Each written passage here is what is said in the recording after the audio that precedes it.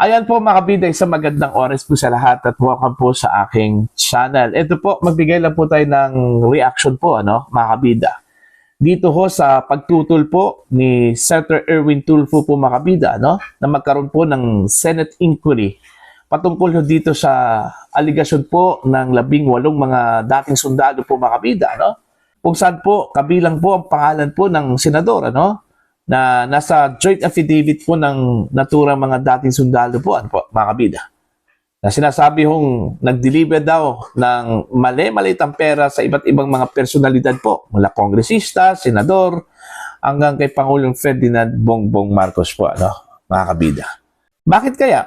Bakit po tutol ito kung si Senator Tulfo po, mga kabida, na imbestigahan po ng Senado ito kung aligasyon po ng 18 mga dating sundalo at dating security aid po, dating Ako Bicol Party List Representative Zaldico, po, mga kabida. Eto, babasahin ko lang po itong article po ng Ang Balita ngayon, mga kabida. Erwin Tulfo tutol sa Senate hearing sa affidavit ng 18 dating sundalo.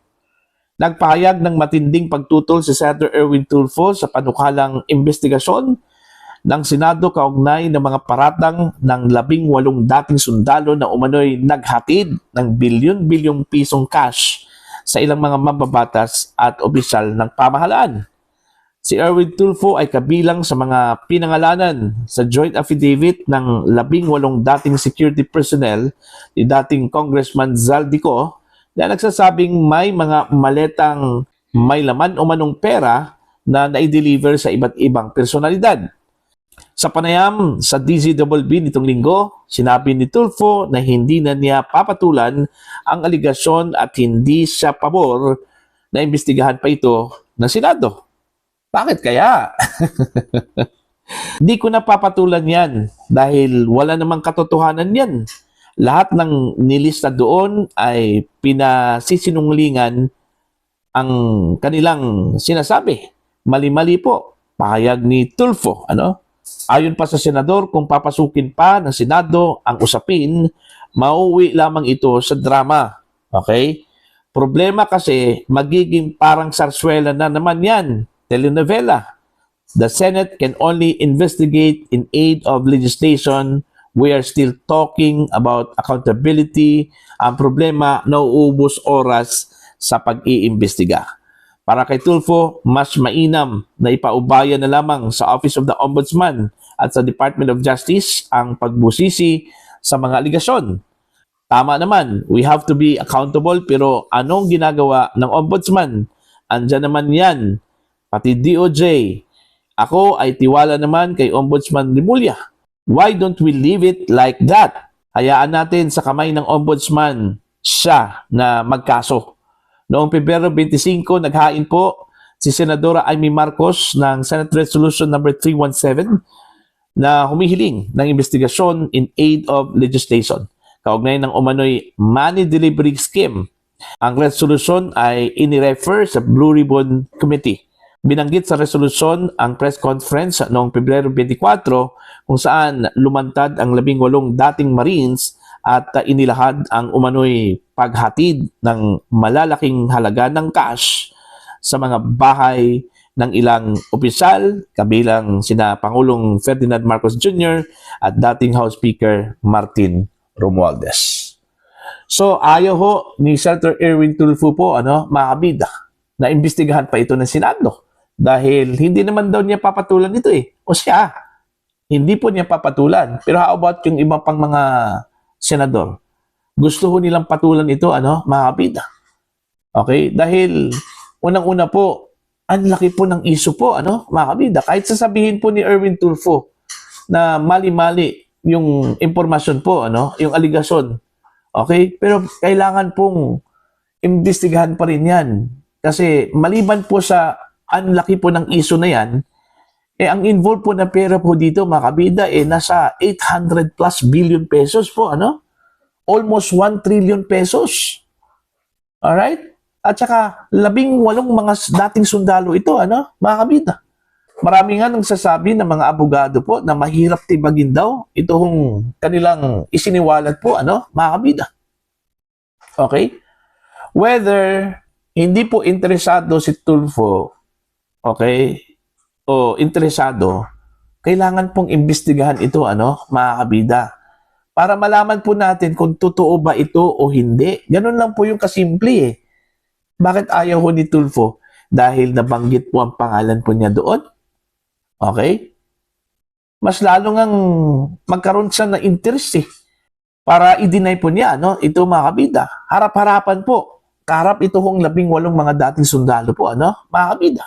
Di ba mas mainam po na kumprontahin po ni Senator Erwin Tulfo ito hong kanyang mga accuser? Di ba? Mas maganda yon para magkaalaman po kung sino po ang nagsasabi po ng totoo, mga kabida. Itong mga dating sundalo o ito hong si Senator Erwin Tulfo, po. Okay?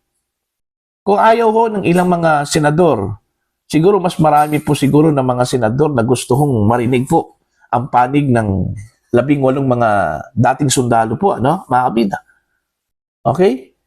And do you think hindi po credible ito, Since sila po ay dati hong security aid ni dating Ako Bicol Party List Representative Zaldico, na umamin po mga kabida, na siya po ay nag-insert ng 100 billion pesos po sa 2025 national budget, kung saan po ay ibinulgar po niya mga kabida na meron pong 25 billion pesos po na kickback. Ito hong si Pangulong Ferdinand Bongbong Marcos, Diba?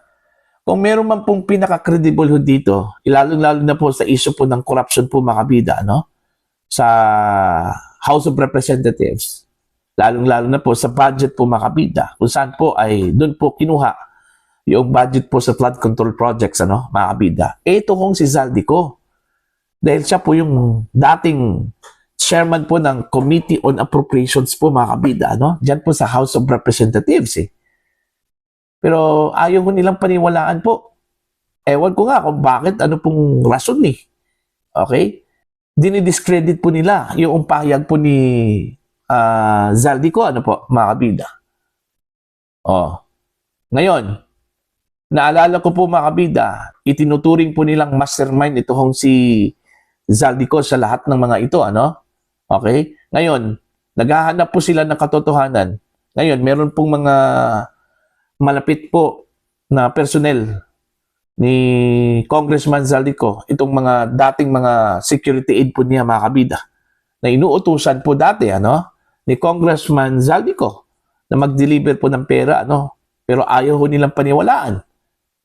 Sana lang po tayo kukuha po ng mga testimonya o ebidensya ho dito, Para sa akin, mas mainam po na imbestigahan ito ng Senado kaysa iaasa na lang po natin dyan sa Office of the Ombudsman, ngayon pa lang, meron na pong prejudgment ito hong si Ombudsman Rimulya.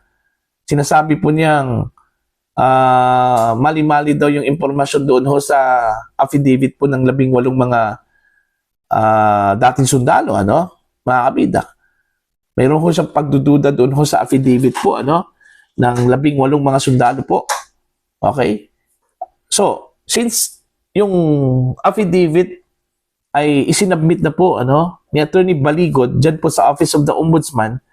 So, ibig sabihin po dyan mga kabida, since mayroon pong pronouncement ito hong si Ombudsman Rimulya, may prejudgment na po, mga kabida.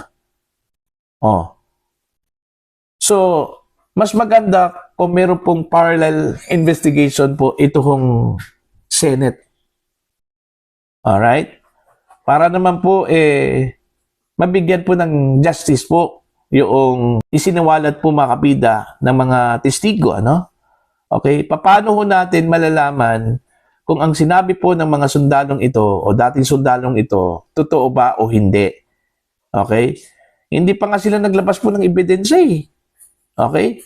Yung sinabi po ng mga ilang mambabatas na adverse dito ho sa sinabi po ng mga dating sundalo, impression lang po yun nila, mga kabida. Hindi pa po nila nakita yung ebidensya po. Alright? Na hawak po ng mga dating sundalo po, mga kabida. Yung ipinakita pictures doon ho sa press conference, snippet lang po yun, doon ho sa kabuuang ebidensyang hawak po nila, po, mga kabida. Alright? May mga CCTV pa, May mga video pa daw, ano po, sabi po ni Attorney Baligon. So, mas maganda po, doon yan ilalatag po makabida sa Senado. So, wag mong mag-alala itong si Senator Erwin kung wala ko siyang ginawang masama po, ano, makabida, dahil napabilang po yung pangalan po niya doon, ano, okay? Hindi dapat siya matakot. Mas mainam nga, ikumprontahin niya itong mga accusers po niya, ano, makabida, para magkaalaman po. Alright? Ebidensya versus ebidensya, ano? Okay? Mas mainam kung ilalatag po ng mga accusers po ni Erwin Tulfo at ilang pang mga senador na sinasabi hong binigyan daw ng maletang pera, no? Makabida. O, ilang senador ba yung napabilang doon ho sa affidavit? Diba 5? O, tapos 21 mga kongresista po, makabida, no? Ako, mas pabor po ako doon ho sa investigasyon po ng Senate, ano po. Kaso lang, ang problema kasi sa Senate Blue Ribbon Committee, ano, napunta. May mga pronouncement na po, ano, makabida, ito hong si Senator Ping Lacson. Pinagdududahan na po niya, ito hong isiniwalat po ng mga dating sundalo po, ano, makabida. So, paano magkaroon po ng fair judgment? Okay, fair hearing, kung gano'n, ano? Baka naman po, matulad yan doon ho sa investigasyon po ng Senate Blue Ribbon Committee, ano? Sa flood control projects po makabida. Alright?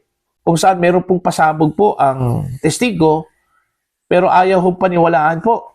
O, kagaya na lang po ni Gutesa, mga kabida, no? O, maganda yung kanyang pasabog po eh.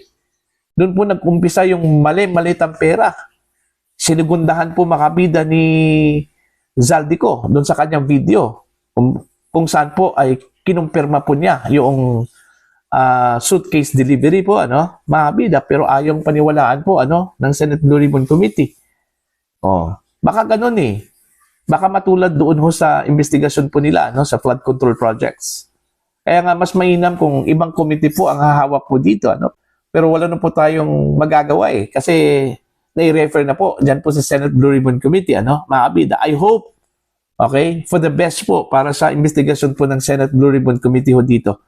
And I hope na maging patas po ito hong si Senator Lacson sa investigasyon po nitong isiniwalat po ng 18 mga dating sundalo na nagtrabaho dati mga kabida kay Congressman Zaldico. Para po sa inyong opinion at pananaw dito, please comment down. Sa mga hindi pa po subscriber po sa akin channel, please subscribe. Just click the subscribe button, click the notification bell, click all para updated po kayo mga kabida sa aking mga uploads. Maraming salamat po sa inyo lahat.